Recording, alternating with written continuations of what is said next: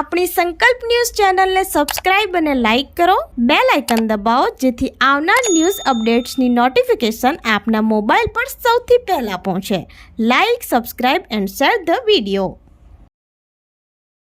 નમસ્કાર દર્શક મિત્રો, હું છું રવિ પટેલ. આપ જોઈ રહ્યા છો સંકલ્પ ન્યૂઝ. સંકલ્પ ન્યૂઝમાં આપનું સ્વાગત છે. સમાચારોની શરૂઆત કરતા પહેલા એક નજર આજના મુખ્ય સમાચારો પર. ભીલાડ કરંબેલા હાઈવે પર રિક્ષામાં અચાનક આગ લાગતા બળીને ખાખ. આરટીઓ અધિકારીની જાગૃતતાને લઈ ફાયર ફાઈટરની ટીમને બોલાવી આગ પર કાબુ મેળવ્યો. ભીલાડ હાઈવે ઉપર કરંબેલા ગામ પાસે પસાર થતી એક રિક્ષામાં અચાનક ધુમાડો નીકળવા લાગતા રિક્ષા ચાલકે રિક્ષા રોડની સાઈડ ઉપર મૂકી રિક્ષા ચાલક સુરક્ષિત રીતે રિક્ષામાંથી ઉતરી ગયો હતો. ઘટના અંગે નજીકમાં ફરજ બજાવતા આરટીઓ અધિકારીની જાગૃતિને લઈને આરતી ઇન્ડસ્ટ્રીઝના ફાયર ફાઈટરની ટીમને આગ ઉપર કાબુ મેળવવા સૂચના આપતા આરતી ફાયર બ્રિગેડની ટીમે તાત્કાલિક રિક્ષામાં લાગેલી આગ ઉપર કાબુ મેળવ્યો હતો. ઉમરગામ તાલુકામાં આવેલા ભીલાડ હાઈવે ઉપર કરંબેલા ગામ પાસે નેશનલ હાઈવે નંબર 48 ઉપર પસાર થતી રિક્ષા નંબર GJ15 TT 3854નો ચાલક પોતાની રિક્ષા વાપી ખાતેથી લઈ ભીલાડ તરફ જઈ રહ્યો હતો. જે દરમિયાન કરંબેલા નેશનલ હાઈવે ઉપર આરટીઓ કેમ્પ નજીક એક રિક્ષામાંથી ધુમાડો નીકળતા રિક્ષા ચાલક રિક્ષા રસ્તાની બાજુમાં મૂકી રિક્ષામાંથી સુરક્ષિત રીતે ઉતરી ગયો હતો. જે બાદ રિક્ષામાં અચાનક આગ ભભૂકી ઉઠી હતી.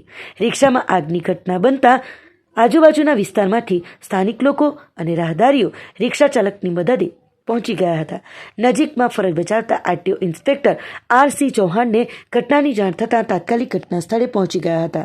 આરટીઓ પાસિંગ માટે આવેલ આરતી ઇન્ડસ્ટ્રીઝના ફાયર બ્રિગેડને આગ ઉપર કાબુ મેળવવા માટે આરટીઓ ઇન્સ્પેક્ટરે જણાવ્યું હતું. આરતી ઇન્ડસ્ટ્રીઝના ફાયર ફાઈટરની ટીમે તાત્કાલિક પાણીનો મારો ચલાવી રિક્ષામાં લાગેલી આગ ઉપર કાબુ મેળવ્યો હતો. સમગ્ર બાબતે રાહદારીઓ તથા વાહન ચાલકો અને રિક્ષા ચાલકે આરટીઓ ઇન્સ્પેક્ટર RC ચૌહાણનો આભાર વ્યક્ત કર્યો હતો.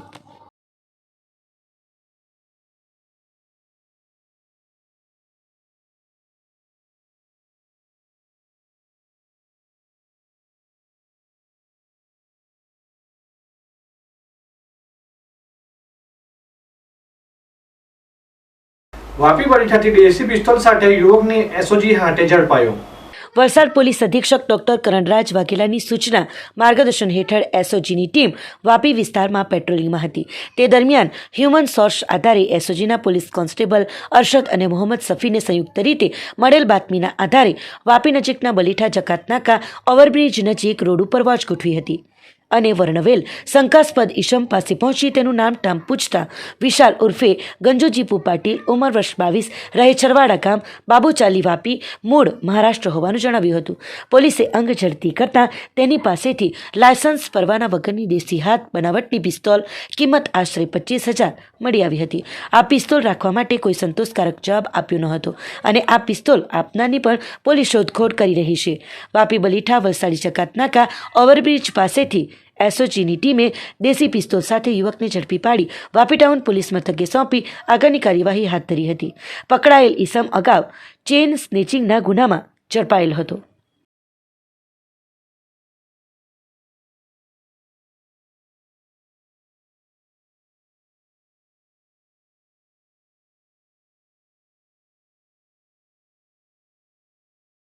ગીર સોમનાથ જિલ્લાના તલાલા ગીરની સનસાઇન સ્કૂલમાં એન્યુઅલ ડેની ઉજવણી કરાઈ. શિક્ષણ અને સંસ્કારનું જતન કરાવતી ગીરની સંસ્થા વિદ્યાર્થીઓએ સનાતન ધર્મ અને રાષ્ટ્રપ્રેમની કૃતિઓ રજૂ કરી.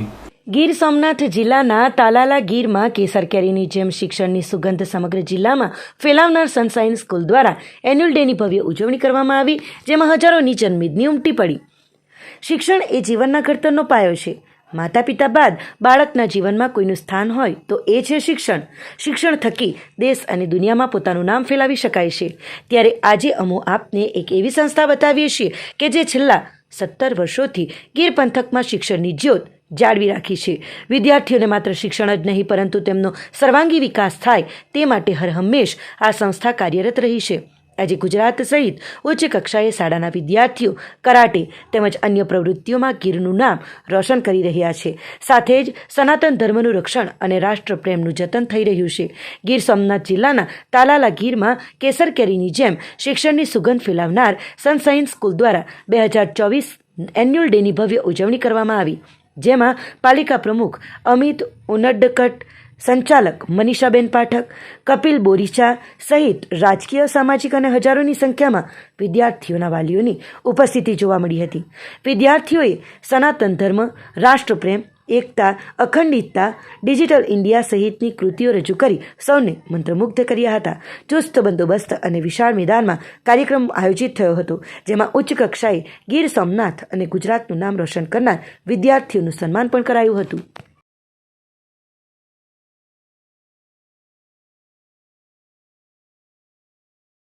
સનશાઇન ગ્લોબલ એજ્યુકેશન વતી હું મનીષા પાઠક તાલાલાની અંદર છેલ્લા 17 વર્ષની અંદર શિક્ષણની અંદર સર્વશ્રેષ્ઠ શિક્ષણ આપી રહ્યા છીએ અને આજની આ સાંજ કે જે કલર્સ ઓફ લાઈફ ઉત્સવના નામે અમે સેલિબ્રેટ કરી છે કે જેની અંદર લાઈફના અલગ અલગ કલર્સ, આપણા જીવનના અલગ અલગ રંગો માટે વિવિધ પ્રવૃત્તિઓ દ્વારા અને વિવિધ કૃતિઓ દ્વારા વિદ્યાર્થીઓ સનશાઇનર્સે રજૂ કરી છે.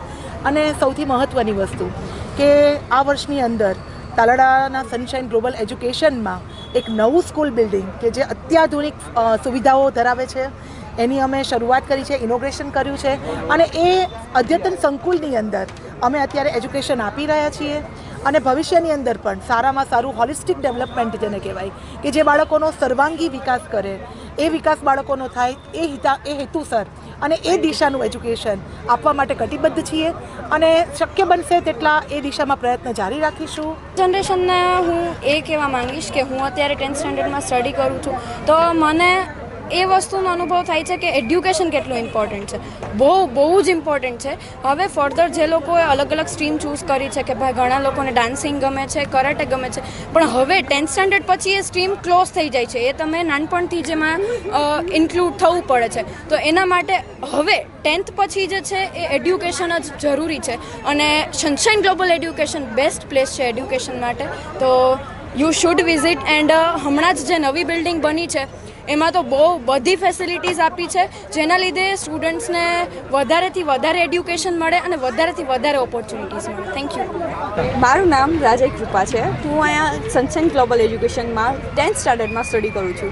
અને 10th સ્ટાન્ડર્ડમાં આવ્યા પછી ઘણા બધા લોકો ડિપ્રેશનમાં હોઈ જાય છે ને તેમને ઘણા બધા ટેન્શનો આવે છે. તો આ સ્કૂલમાં ઘણી બધી સારી રીતે એ લોકોને સમજાવવામાં આવે છે. ડિપ્રેશનમાં જાય છે તેને બહાર કાઢવામાં આવે છે, ખૂબ સરસ રીતે સમજાવવામાં આવે છે.